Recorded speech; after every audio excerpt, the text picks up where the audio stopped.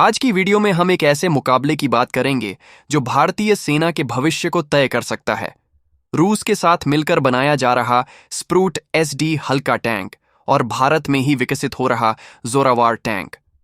कौन बनेगा पहाड़ों का असली शेर? आइए जानते हैं।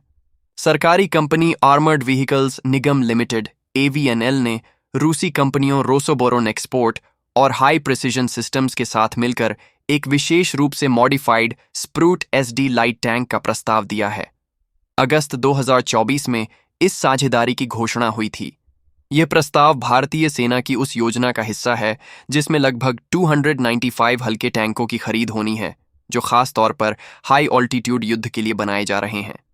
रूस की वायुसेना के लिए डिजाइन किया गया एक self propelled anti tank gun है। इसका वजन करीब 18 टन है और यह 125 मिलीमीटर्स की स्मूथ बोर गन से लैस है, वही कैलिबर जो हमारे T-90 जैसे भारी टैंकों में होता है। स्प्रूट SD की सबसे खास बात है इसकी अम्फीबियस क्षमता। यह पानी में भी तैर सकता है और गिराए जाने पर भी ऑपरेट कर सकता है। लेकिन भारतीय सेना को सिर्फ तैराकी नहीं चाहिए, बल्कि चाहिए स्ट्रॉन्ग आर्मर, मॉडर्न इलेक्ट्रॉनिक्स और ऊंचाई पर काम करने की क्षमता। AVNL इसे मेक आई श्रेणी के तहत पेश कर रही है, जिसका मतलब है कि इसे भारत में ही डिजाइन और मैन्युफैक्चर किया जाएगा, जिससे आत्मनिर्भर भारत को भी बल मिलेगा। इसमें भारतीय कंपनियों का कंट्रोल होगा और DRDO की टेक्नोलॉजी और भारत की इंडस्ट्री की ताकत का मेल होगा।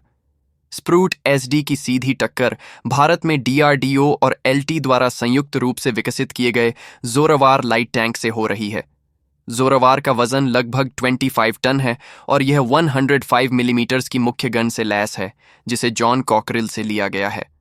इसमें AI आधारित सिस्टम, मॉड्यूलर डिजाइन, स्वदेशी एक्टिव प्रोटेक्शन सिस्टम APS और ड्रोन इंटीग्रेशन जैसी आधुनिक विशेषताएं शामिल हैं।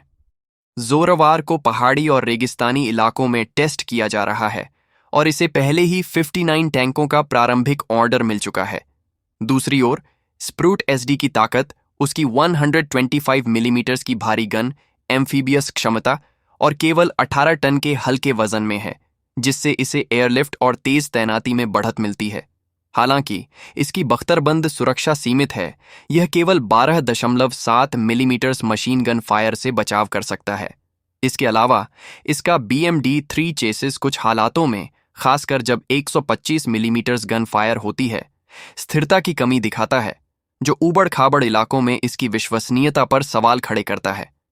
2020 के गलवान संघर्ष के दौरान चीन ने टाइप 15 लाइट टैंक तैनात किए थे, जिसने भारत की हल्के टैंकों की जरूरत को उजागर किया।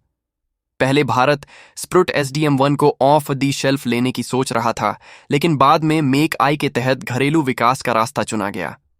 AVNL इस स्प्रूट को भारत के लिए खास तरीके से मॉडिफाई करेगा, बेहतर armour, fire control system, engine, drone integration और इलेक्ट्रॉनिक्स के साथ।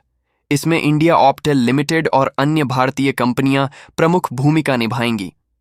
भारत को अपनी सीमाओं पर हाई ऑल्टीट्यूड युद्ध के लिए एक ऐसे हल्के टैंक की जरूरत है जो न केवल दुश्मन के टैंकों से टक्कर ले सके, बल्कि आधुनिक युद्ध की जरूरतों जैसे ड्रोन अटैक, नेटवर्क वॉरफेयर और तेज तैनाती को भी पूरा कर सके।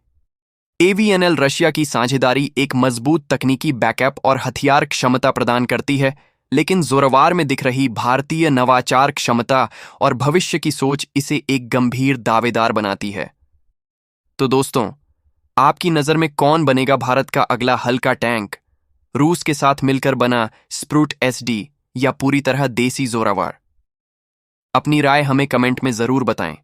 अगर वीडियो पसंद आए तो लाइक करें, शेयर करें और चैनल को सब्सक्राइब करें ताकि आप पाएं भारत की रक्षा से जुड़ी हर ज़रूरी जानकारी सबसे पहले।